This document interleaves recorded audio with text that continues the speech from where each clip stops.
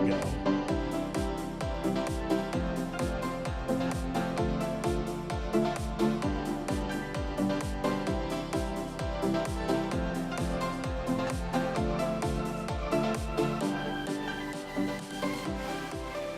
All right. What's going on? Welcome in, and you're watching Every Day is a Saturday with your host, me, myself, and I, Brian Roof. What's going on, friends and fam? Thank you guys so much for tuning in. I really appreciate all the love and support that I've gotten, all the subscriptions, all the likes, all that. I'm so appreciative of it all. And all the personal message, especially that I've gotten. I've gotten some really cool messages from friends, family members. It's just great that people are reaching out, and it just makes me feel good that someone is actually listening to the show, and that some of you guys are actually enjoying it. So that all is an awesome thing, and it definitely. That's right. That's right. It keeps me going. It keeps me going. Guys, we are at episode 20. My goodness. I cannot believe it. Yes. Episode 20. This episode is called A Broken Man.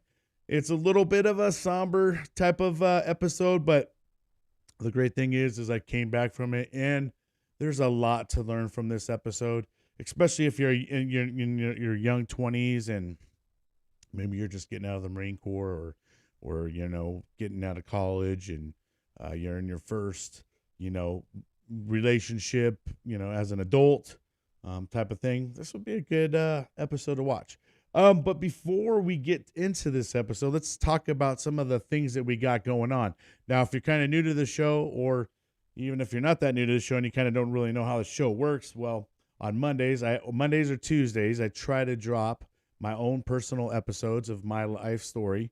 And then on Wednesdays, I try to drop interviews with, active duty members, veterans, patriotic people that support veterans, anybody that's got a great story. I try to drop all those episodes on Wednesdays. And then on Thursdays, I do have a special called Throwback Thursdays. And that could consist of anything going from the different genres or the different decades. Or you can catch me with my buddy Jesse, and we go through the retro games and all the different consoles. We started off with Atari, and we're working our way kind of through the different generations of the consoles. It's a really fun episode. So you're getting about 3 episodes a week if you're tuning in to Every Day's a Saturday with me, myself, and I, Brian Roof. But I hope you guys haven't been enjoying it. I really, like I said, I appreciate all the love and support. Let's go ahead and talk about some of these great interviews that we got coming up.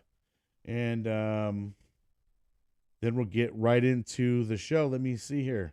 On April 26th, we have Jeff Frazier. He was a U.S. Army veteran.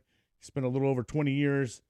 He started his career off as a fueler and ended as a recruiter.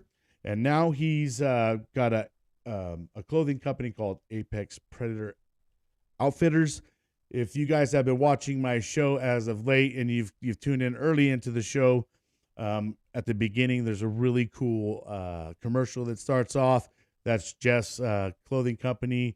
It's about a minute long. It is a really cool commercial, but he also has some really cool clothing lines. It's for men, women, and kids. So go ahead and go check out his website.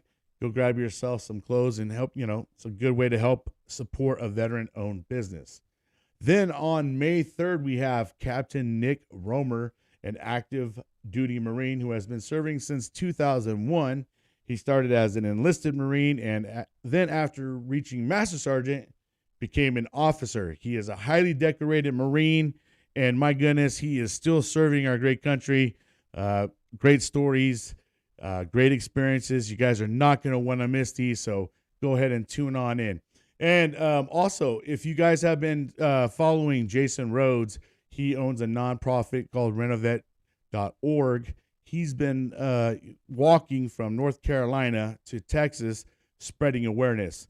If you guys love listening to his stories, I've been, interviewing him before he actually left, and I've been trying to keep in touch with him as he's going on his journey. So we just did a follow-up interview with him on April 20th. So if you would love to go check that out, go check that out, and go check out his previous interviews. And he's got some really great stories and stuff like that. So without further ado, guys, let's go ahead and get ourselves into our next episode. But before we go, let's go ahead and listen from a message from Jason at renovet.org.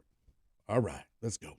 My name is Jason Rhodes. I've been the owner of a successful remodeling company for 3 years. I've dedicated 85% of the profit from that business to remodeling homes for disabled veterans and first responders completely for free. I have created a nonprofit 501c3 to assist in continuing this work. I am on a mission to bring awareness to the need and to raise money by walking 1,400 miles from Sanford, North Carolina to Austin, Texas. Please visit renovet.org to learn how you can help. That's RENOVET.org.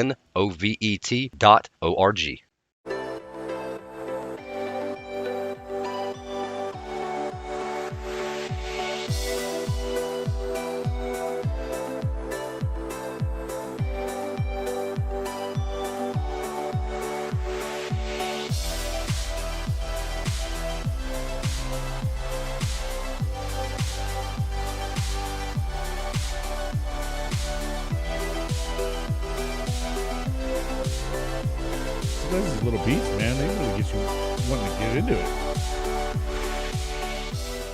All right. Let's go ahead and get into today's episode 20, A Broken Man. All right, ladies and gentlemen, without further ado, here we go. All right, so as you guys know, my divorce kind of ended pretty ugly with me catching my ex in my house with a guy that I wasn't very fond of. So, after all that had happened, it really put me into a bad, deep state of depression. My world as I knew it was changing so drastically. Not being a part of my kids' every waking moment and stuff like that was wearing very heavily on me, and knowing that I wasn't going to be able to be there for my kids, all the time. That was just something that really struck me and hurt me, especially because I'm a product of divorce. My parents got divorced when I was a little kid, and I just remember so many different, things when I was going through it as a kid, and my parents being divorced, and how nasty it was.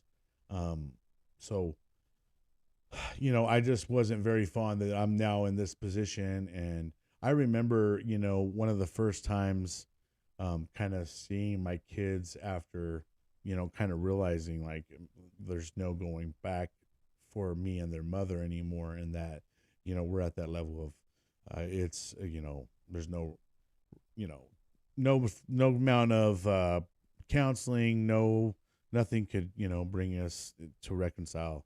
There's just no way. So when I had to go face my kids, here I am. I'm with two little kids. My daughter, she.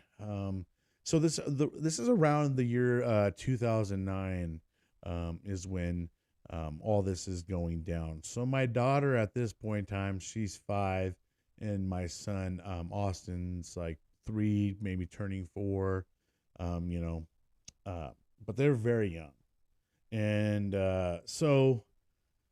and I had a stepdaughter at that time as well, because my ex, she had a daughter from a previous marriage.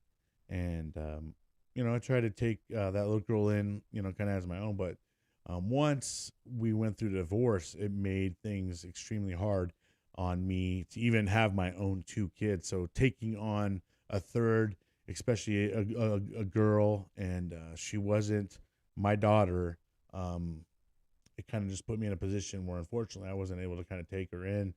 And I wish things could have been different, but I just was in a very bad position, and I was a very hurt person at the time. And so everything that I was probably doing was a lot out of anger and out of being hurt. Um, you know, but when I had to face my kids and like kind of tell them that daddy's not going to be here all the time, I unfortunately just couldn't do it without breaking down completely. And I did not know how to handle this. How do you handle a divorce? I mean, there's no manual on it. I like my parents had went through it, and I'm just a kid, so I don't know. And everybody's situation, you hear of divorces all the time, especially now. But everybody's situation isn't exactly the same, and so it's really hard, when you're going through it for the first time. And I'm young, and like I'm taking on a lot of stuff,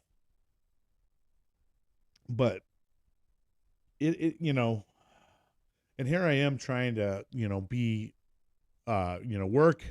I have this job that's, requires 10 hours a day, 10 and a half hours a day. I got to get up early in the morning. When everything first happened, even my employment had suffered.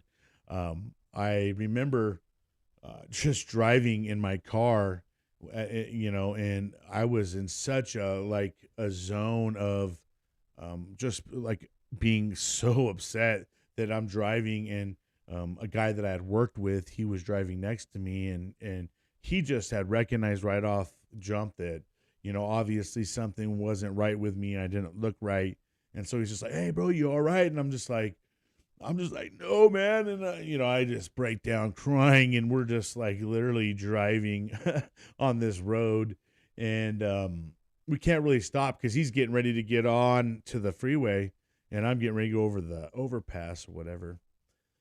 But I'm just like, "Oh man, my wife cheated on me," I'm just like, I'm losing it, and he's just, "Oh man, I'm so sorry." And talking to him later on, I had found out that he had kind of went through something pretty similar, and it's put him into a world of hurt as well. So, there's a lot of sad, divorce stories out there that put, sometimes a really good man in a really bad position, and turns, good men into horrible people, and or even sometimes the same thing on the mom side or the woman's side. It's a vice versa thing. I mean, divorce changes people, and it makes it is a rough path, and I don't wish it upon anybody. I would tell you, and everybody, you live your life how you want to live your life. And what I'm saying, I'm not no expert. I'm just a person who have lived through a lot of experiences, and I believe that experiences are helpful, and can help other people and educating people, and maybe them not to make the same mistake. But I urge you guys out there to be careful getting married. Don't rush into it. There's no rush in getting married and stuff like that, because you know and then once you have kids, especially, it gets super hard to go through a divorce, and it just turns ugly, and there's no reason to get married to get divorced. So if you're going through some really bad things in your relationship, and things don't seem right, don't think that getting married or having a kid is a way to fix those things, because I assure you it doesn't fix. And I mean, if it maybe in some situations it's repaired things and it's fixed things in some situations, but I would say it's a very small percentage on that. And I would say, just be careful. Get to know the person that you're with. Um, Ask questions. Talk about kids, how you want to raise your kids. What if this happens? What if this happens? Find those kind of things out, so you make sure you got yourself a ride or die. Or if you got someone who's like, oh shit, I don't know if I can handle that kind of situation, and I won't be around for that. So, just make sure there's no rush in getting married. And I know that our society puts a lot of pressure on us as people, especially when you start dating someone. And the big pressure is like, get married, and then once you get married, the big pressure after that is have a kid. You know, so but honestly, take those kind of pressures off yourself, live your life for yourself, and make sure you make a good decision. Don't go getting married because, it's going to make your mom and dad happy, and or it's going to appease someone else. Make sure you're getting married because it's deep in your heart, and it's a conviction that you want to do, and it's not because you're doing it because you feel that you got to do it for your faith or your parents or your church, or all these things that people go and get themselves married for prematurely. Just be because, oh, we can't have sex until we're married. All right, well, if you live that life, I would not recommend going and getting married in a couple weeks just so you can go have sex, because the last thing you want to do is go end up in a divorce. I mean, how good is that going to look, right? So it's funny how people, especially in Christianity and stuff like that, you talk about wanting to get married,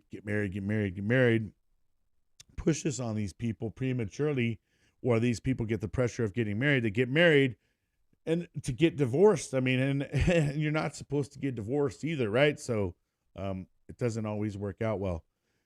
But anyways, like, getting back to my whole situation, and kind of how I handled it is, you know, I definitely didn't handle it right.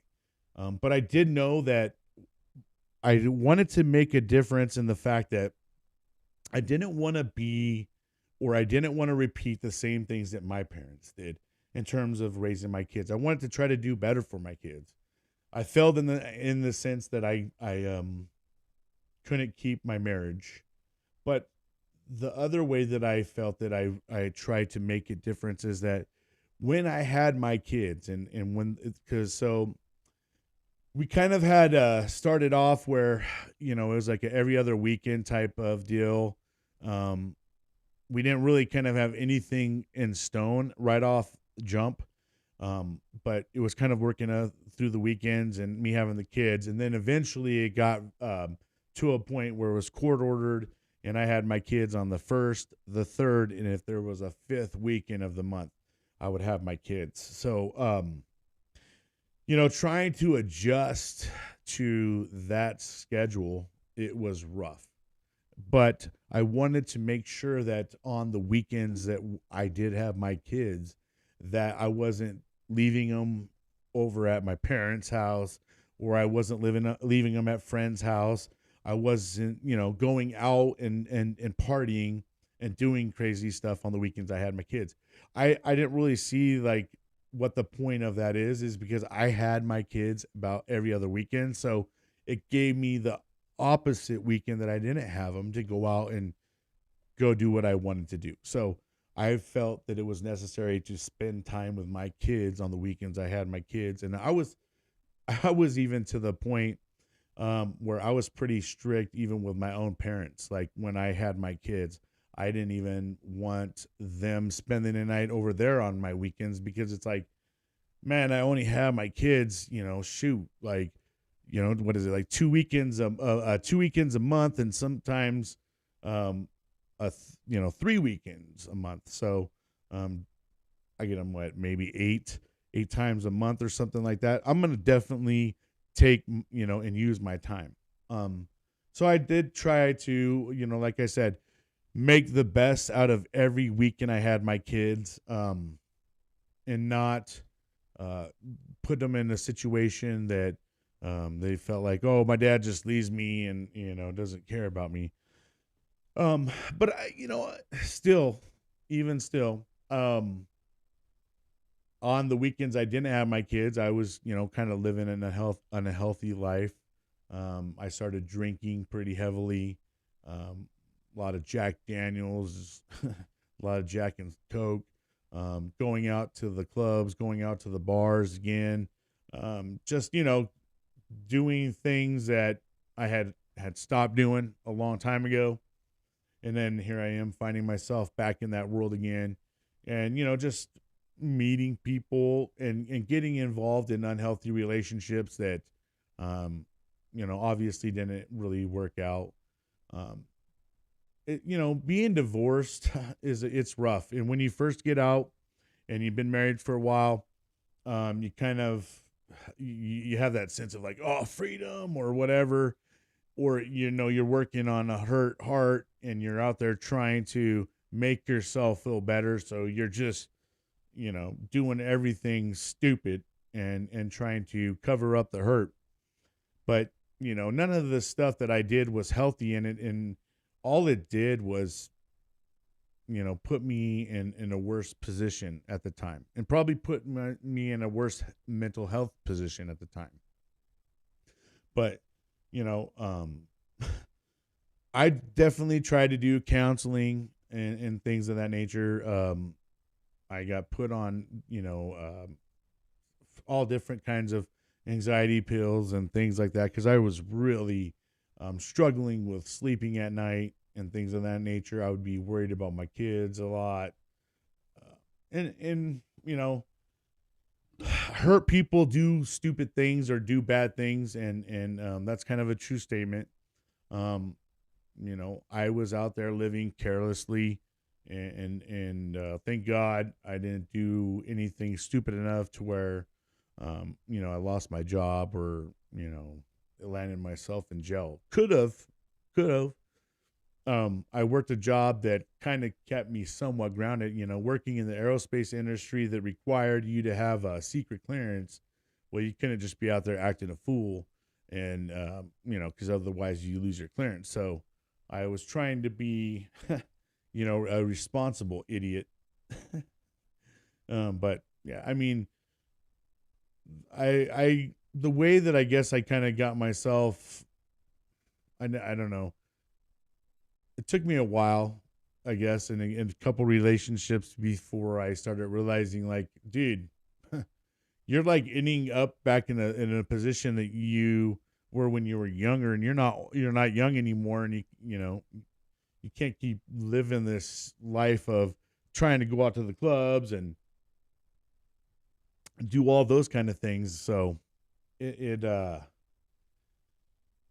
was a challenge to not allow myself to get too deep into it, and eventually tell myself, hey bro, like, you're like not doing good things with your life and stuff like that. So I kind of started doing things at my work and getting I got myself involved in like extra classes that were being offered. There was a Dale Carnegie course, and that Dale Carnegie course was actually a very good course for me, and especially at the time where I was at in my life.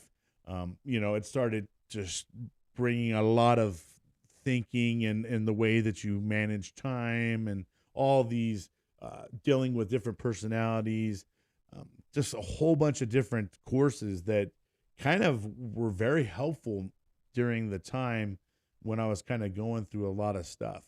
Um, my PTSD and everything else was off the hook. I mean, when I first went through this, I remember, I would say the first couple of months, I was at a state of where I would try to go sleep, and I would be sitting there asleep, and I felt like I was asleep, but my eyes are closed, but I could just hear everything around me, and obviously I wasn't getting any good sleep or good rest. So, um, so I ended up having to do like, sleep pills and stuff like that. And this is kind of where I really found myself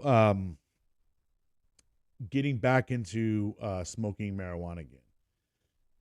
And I know people got their own reservations and feelings about it. And to each their own, you're all entitled to your opinions. But I had, smoked a lot before I had joined and stuff like that. And when I was a kid, obviously it was doing it for more of a fun reason. But, I remember it always kind of helping me chill and, and relax and get tired and sleep and things of that nature. So, as I was starting to really struggle with sleeping and even eating, there for a point in time where I just didn't even have an appetite. But my anxiety levels were off the chain. So that's kind of, if anybody has watched my 420 special, If you haven't, go check it out. It was kind of fun. But I had gotten recommended from a buddy that I was in the Marine Corps with, and he was just like, "Hey, dude, I know you're going through a lot of shit, and I think that you smoking weed can really help you, level you out." And he kind of gave me a recommendation to go seek a doctor so I can get myself a little prescription card. Um, so that's exactly what I did. I went down, made an appointment. It was down in San Diego. I had to do a couple hour drive to go do it one day.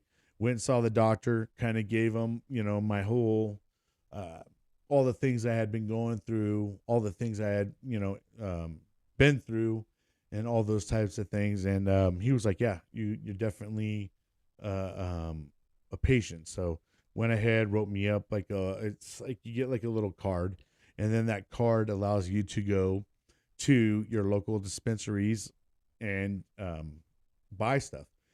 This was way back when marijuana in California wasn't legal. Now it's legal. You don't need the doctor recommendation anymore. But back then it wasn't. So get the doctor's recommendation, and then boom, go check out my first dispensary. And if anybody hasn't tried and gone into a dispensary, go check one out. It is kind of cool. It is crazy to go see all this weed and stuff on shelves and jars, menus, and then they got all these different edibles and food items. It's just crazy. And every single shop around, they're different, and they all have their own little,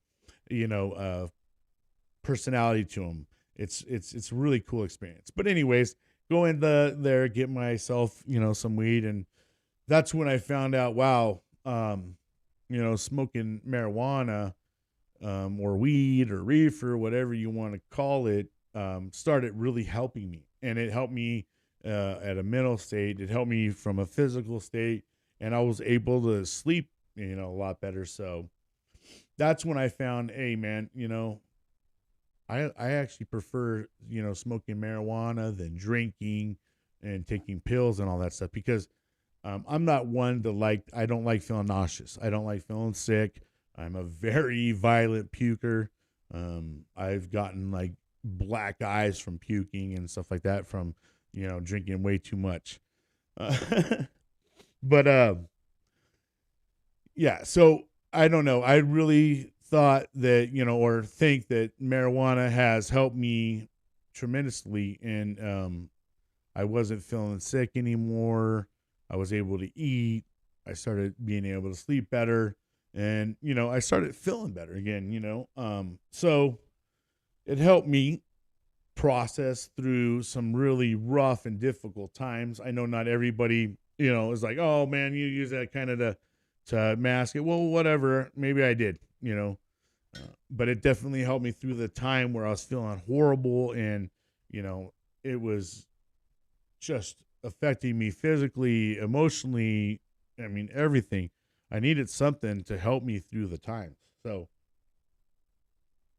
I would say that, if you are struggling, with mental health, and you haven't really ever tried, trying marijuana and you don't like to smoke it, there's edibles, there's pills, there's oils, all kinds of things that can definitely help you, you know, with your mental state. If you have lost of appetite, feeling queasy, all those types of things. You just got to make sure you get yourself the right strain and things like that.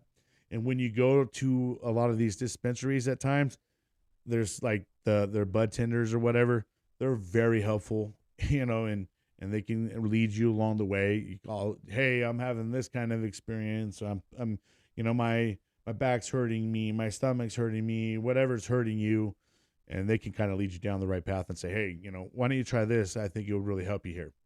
And also, I mean, there's CBD, which is another, they have done some research on this stuff, and it has clinically been proven to help people in a lot of things with arthritis, pains, stress. I mean, so look into the different things and things like that. Maybe it could help you, maybe not, but it definitely has helped me and helped me process some of the worst times in my life. But with my kids, so we'll kind of talk about my relationship with me and my kids after the divorce. Now, unfortunately, you know, I think my relationship with my kids definitely changed, and not for the better. I would say that I was up against a lot.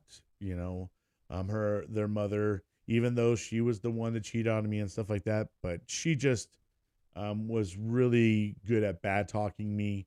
And I know I reciprocated the same at times too, because I would just be so upset and I couldn't, I'm not good at biting my tongue. I've gotten better, realized, I pop off at times, but I know with those, my two oldest kids, my daughter now is 18 and my son is now 17.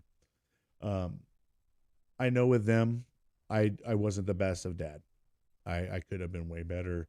I looking back at it, know that I was a super hurt dad, and I was, seeing your little kids and them coming over, and little kids don't understand things and they say things and they can hurt your feelings at times too, without knowing they're hurting your feelings. But it's rough because little kids, they just don't understand. Like, why is mommy and daddy fighting? Why is mommy and daddy not together anymore? Those things are rough for kids to understand. And so, you know, with my kids, I try to, now that they're older, I've tried to be way more communicative with them, try to talk to them. And, I'm definitely working on my relationship with them, because one of the biggest things in life, whenever you realize you've made a mistake, the only way for you to make up for that mistake is to admit that mistake. Say, I was wrong. I fucked up. Because the only way you can move forward is you gotta sit there and own that and say, man, I messed this up, but I want to do better. And the realization's got to be there, and it's helped me be a better parent to them, but it's also helping me be a better dad to my 6-year old, so he's got a better chance in life of having a better daddy, from 6 year, from when he was a little dude all the way up to being an adult, versus now my kids are getting a better dad out of me now versus when they were younger, when they needed me the most. And that's the part that kind of breaks my heart a little bit, is not a little bit, it breaks my heart a lot, is that knowing that I wasn't the best of dad I could have been for them. But all I can do is try to be the best that I could be now. And I love all my kids to death. But anyways, guys, I'm going to go ahead and cut this episode here.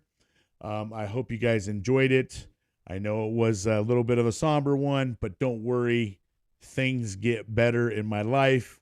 That's for sure. And so that in the next and upcoming episodes, there'll definitely be a lot more on the upside, and how we start moving forward and getting ourselves out of the funk.